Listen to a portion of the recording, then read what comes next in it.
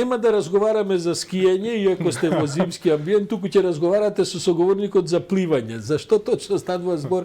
Мислам дека се увате од пред базенот во Скопје. Кој е овој базен? Овој би требало да е базенот во центар или... Ајде, јас да не правам воведи повели, Елизабета, представи го и соговорникот. Добро утро, ви посакувам убаво утро. Надвор е навистина студено, меѓутоа убаво е да се биде надвор на оваа снежна билина и во Скопје, во метрополата, а не никаде на планина. Инаку, ви го слушав разговорот и претходно, зборувавте за скијање и сега пак се задржуваме на спортски активности, ама овој пат зборуваме за пливање. Се вклучуваме денеска од пред базенот Карпош, односно кој што е во рамки на спортскиот центар Борис Трајковски. Веќе добро знаат сите дека овој базен од вчера не работи. Ние нема да зборуваме за тоа зошто не работи, за дефектот имавме можност да го слушнеме и директорот на базенот вчера даваше изјава, меѓутоа ќе зборуваме за тоа што овој проблем ќе значи за професионалните пливачи и како ќе се одрази врз нивната кариера. На оваа тема зборуваме со Горан Стојановски, председател на Македонската национална пливачка федерација. Добро утро и добро дојдовте. Добро утро за вас и за вашите гледачи. За почеток, како што најавив, ова е проблем кој што ќе се одрази врз пливачите, посебно врз професионалните пливачи. Како гледате на овој проблем и каде го гледате решението? Прво, оваа слика е тажна да се види. Базенот, националниот базен Борис Трајковски не работи од вчера. Тоа значи 500 пливачи во моментов остануваат без тренажен процес. Меѓу тие 500 пливачи се и репрезентативците на Република Северна Македонија кои ја представуваат нашата држава на светски првенства, на Олимпијада, и сега во наредниот период ни следат подготовки за светското првенство во Јапонија, кој што треба да се одржи во мај месец 2022 година, оваа година. Со оваа пауза од 2 недели, како што најавија од спортскиот центар Борис Трајковски, тренажниот процес ќе отиде во некој несакан правец, односно децата, пливачите не можат да ја одржат во форма својата, не можат да одржат својата форма до пролет.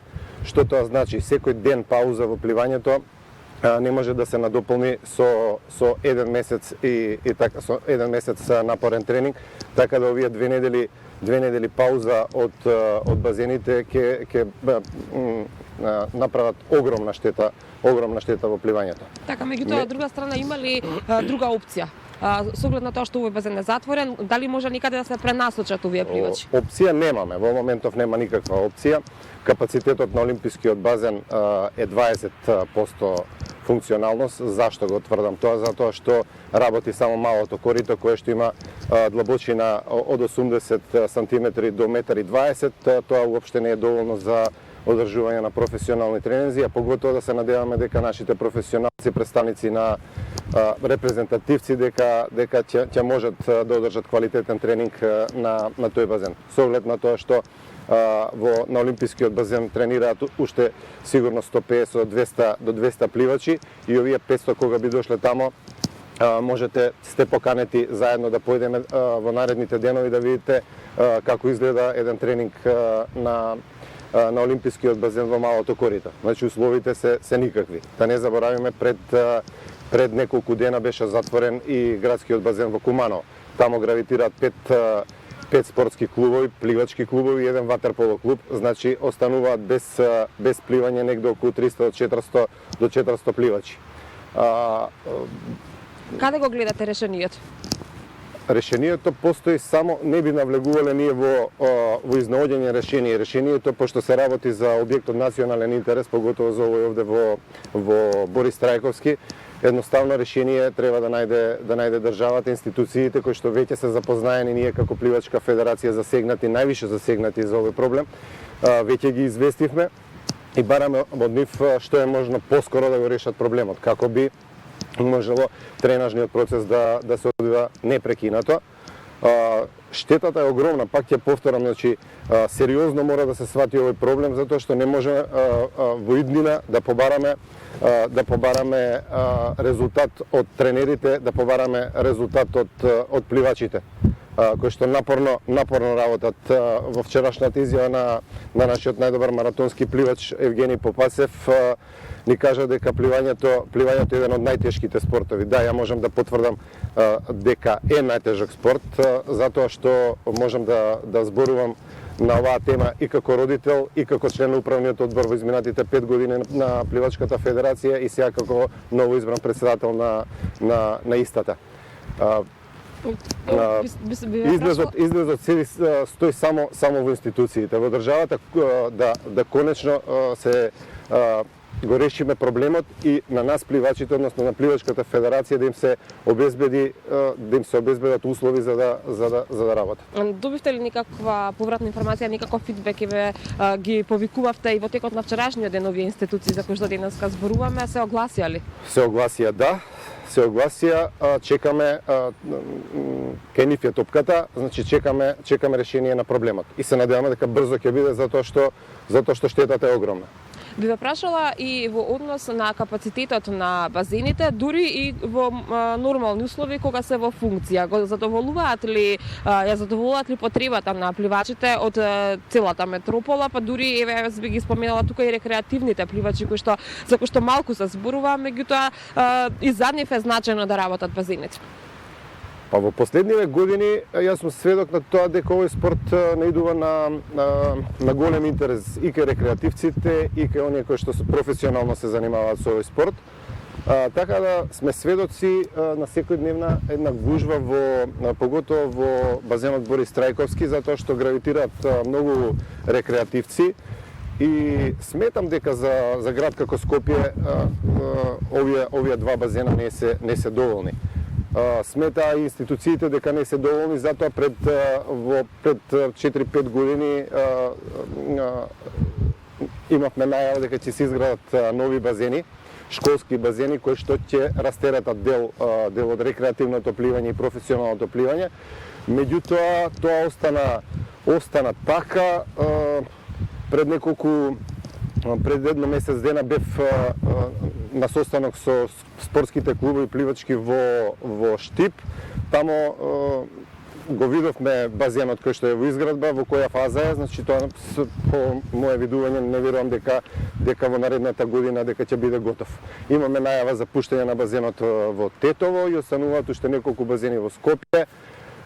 И меѓутоа до нивно изградување не знам, до тогаш условите се тешки. И еве пред да го заокружиме разговорот, само уште еднаш би ве прашала дали додека да се отвори овој базен остануваат на суво пливачите? Пливачите секако се на суво. Оние најупорните, односно оние што највише им треба, нашите репрезентативци ќе пробаат да го байпасираат проблемот во базенот, во олимпискиот базен во Скопје, меѓутоа пак ќе ви кажам, значи тоа корито е плитко и не ги задоволува потребите на професионалните пливачи. Со тоа што пак да не забораваме, таму има клубови кои што тренираат веќе, ги имаат термините и секоја гужва не обезбедува квалитетен тренажен процес. Значи не, бараме проблемот да се реши што е можно поскоро. Јас се надевам дека ќе се изнајде навистина што е можно поскоро решение на овој проблем кој што ги засега професионалните пливачи. Тука никаде јас ќе ви заблагодарам за денешното ваше вклучување во утрински брифинг. Ви благодарам и вас и само сакам да потенцирам дека жртвата што ја даваат децата, пливачите, тренерите е огромна. Ќе го повторам дека спортот е навистина тежок, не смееме да дозволиме да ги испуштиме и да ги откажеме младите спортисти од овој спорт. Ако родителите ги насочиле во еден здрав живот, да конечно државата се сврти кон нив и да им каже едно фала што едноставно го одбрале спортот како еден правец во животот. Тоа е голема жртва затоа што пливачите пливаат дневно по 15 километри. Да не забораваме, значи утринскиот тренинг покрива 5-7 км, попладневниот тренинг 7 км, тоа се 15 км во текот на денот. Тоа пешки да ги изодите па се многу, а тоа се секојдневни тренинзи и ако едно дете почнало да се занимава од 5 години, од 6 години до 18 години, тоа е еден долг процес кој што не смееме да дозволиме, државата не смее да дозволи да прекине на овој начин. Така.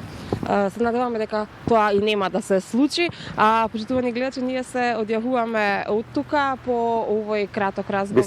Би сакал да додадам само уште да искористам оваа прилика Добре. да изразам сочувство до фамилијата на еден наш познат спортски работник во пливањето, Чичко.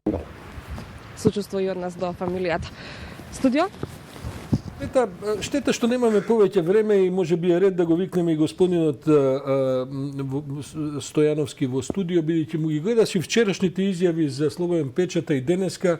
Ја мислам дека малку претерува со целата оваа реторика дека тоа е пливачкиот спорт е пред крај и така натаму се работи за енергетска криза во која што се бориме да ги стопиме домовите, па сега и со тој дефект што го има на базенот, мислам дека малку се преддраматизира дека тоа ќе престане пливањето у Македонија ако 2 недели нема пливање. Но претпоставувам дека е тешко теа сега да го искомуницираме со него. Пренесе му е оваа порака, па мислам дека може би идната недела и ќе биде добро да се видиме овдека во студиото, кај што малку и на поинаков начин можеме ги покриеме тие теми, бидејќи овој тип на сега државата дека се е пред пропаст, готово децата ако не пливаат 2 недели им се прекинаа кариерите, мене ми звучи како малку да претерува. Но добро, благодарам за ова вклучување.